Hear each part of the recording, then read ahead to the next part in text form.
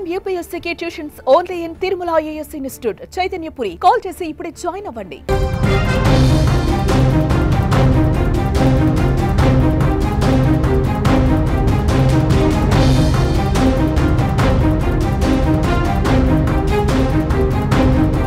Pastor Pagadala Praveen మరణం మిస్టరీగా మారింది. హైదరాబాద్ తిరుమలగిరి SBH కాలనీకి చెందిన ప్రవీణ్ క్రీస్తు సందేశాలు ఇస్తూ ఉంటారు. టీవీ ఛానల్స్ చర్చల్లోనూ పాల్గొంటూ ఉంటారు.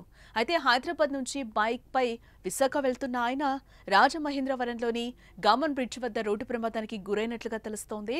ఆయన కొంతమూరు వద్ద వాహనంతో సహా వందనపై నుంచి పడిపోయి అక్కడికక్కడే మరణించారు. దీంతో శవపరీక్ష కోసం రాజమహేంద్రవరం GGH కి ఆయన మృతదేహాన్ని తరలించారు. అయితే పగడాల ప్రవీణ్ది రోడ్డు ప్రమాదం కాదని హత్య అని ఆయన కుటుంబ సభ్యులు క్రైస్తవ సంఘాలు ఆరోపిస్తున్నాయి. ఈ మేరకు సమగ్ర విచారణ చేపట్టాలని డిమాండ్ చేస్తూ రాజమండ్రి GGH ఆసుపత్రి వద్ద నిరసనకు దిగారు. హెల్మెట్ పెట్టుకున్నా ఆయన ముఖంపై గాయాలుండడంతో ప్రమాదం కాదని వారంతా భావిస్తున్నారు. అక్కడకు పాస్టర్లు పెద్ద సంఖ్యలో రావడంతో ఉద్రిక్తత పరిస్థితులు నెలకొన్నాయి. క్రైస్తవ మత బోధకులు జాన్ వెస్లీ, విజయ్ కుమార్ రెడ్డి సహా మహాసేన రాజేష్ అక్కడికి చేరుకుని మృతదేహాన్ని పరిశీలించారు. నెల రోజుల క్రితమే ప్రవీణ్ తనకు ప్రాణహాని ఉందని ఓ సందర్భంలో చెప్పారు. ఇంతలోనే ఆయన చనిపోవడం అనుమానాలకు కారణమైంది. దీంతో పోలీసులు ఏం జరిగిందన్న దానిపై సీసీ ఫుటేజ్ ను పరిశీలించి కేసును దర్యాప్తు చేస్తున్నారు. ప్రముఖ క్రైస్తవ వక్త, డిబేటర్, మంచి ప్రసంగికులు, రక్షణ టీవీ వేదికగా అనేకమైనటువంటి చర్చా వేదికలు నిర్వహించినటువంటి ప్రముఖ క్రైస్తవ ప్రసంగికులు, సేవకులు ప్రవీణ్ పగడాల గారు అనుమానాస్పదంగా మృతి చెందడం జరిగింది. సో ఉదయం ఎన్ని గంటలకు ఆయన చనిపోయారనేది మాకు తెలీదు. ఆయన దివాన్ చెరువు రోడ్డు పక్కన విగతజీవిగా పడున్నారు. ఆయన తల మీద బలమైన గాయాలు అయ్యాయి. పెదవులు కట్ చేసినట్టుగా ఏదో బలంగా ఒక దెబ్బ తగిలినట్టుగా ఉంది. సో అది హెల్మెట్ పెట్టుకుని కూడా అంత దారుణంగా ఎలా అయిపోయారనేది మాకు అర్థం కాలేదు. రెండోది, ఆయన బైక్ స్పీడ్ గా నడిపే వ్యక్తి కూడా కాదు. చాలా శాంతంగా, సాత్వికంగా ఉండేటువంటి వ్యక్తి. సో అలాంటి వ్యక్తి అలాంటి భయంకరమైన పరిస్థితుల్లో మృతి చెందడం అనేది క్రైస్తవ సమాజాన్ని చాలా దిగ్భ్రాంతికి గురి చేసింది. సో కాబట్టి దీని మీద సమగ్రమైన దర్యాప్తు జరిపించండి అని చెప్పేసి పోలీసు వారికి విజ్ఞప్తి చేయడం జరిగింది. ఇందాకనే పోలీసు వారు వచ్చారు. మొదట దాన్ని యాక్సిడెంట్ అని చెప్పారు మాకు. అది సరిగా చూస్తే అది యాక్సిడెంట్ లాగా అనిపించలేదు. సో అందుకే మేము యాక్సిడెంట్ అని FIR ఫైల్ చేయొద్దని కోరా. దాని అనుమానాస్పద మృతిగానే FIR ఫైల్ చేయమని అడిగాం.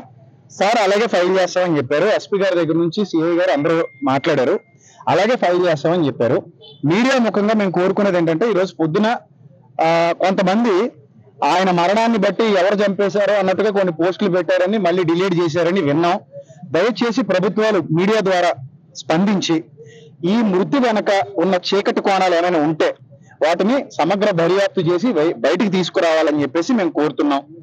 ఈరోజు రాజమండ్రిలో ప్రవీణ్ పగడాల గారు అనే ఒక క్రైస్తవ ప్రచారకుడు, సాఫ్ట్వేర్ ఆఫీసులకు అధినేత, ఆయన అనుమానాస్పదంగా మృతి చెందారని మాకు తెలిసిన వెంటనే మేము రావడం జరిగిందండి.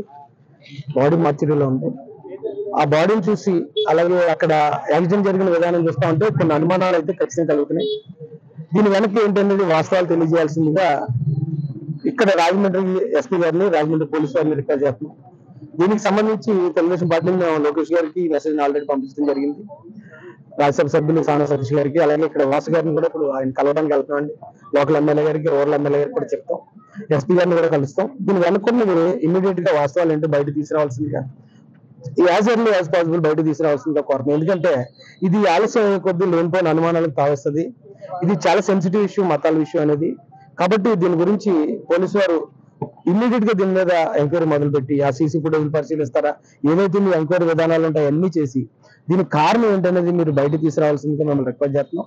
అలాగే ఇప్పుడు ఆ యాక్సిడెంట్ స్పాట్ దగ్గరికి వెళ్తున్నామండి. మేము తర్వాత SP గారిని కూడా కలుసుకుంటాం. వారిని కూడా ఈ విషయం మీద కొంచెం త్వరగా చర్యలు చేపట్టమని రిక్వెస్ట్ చేయడం జరుగుతుంది.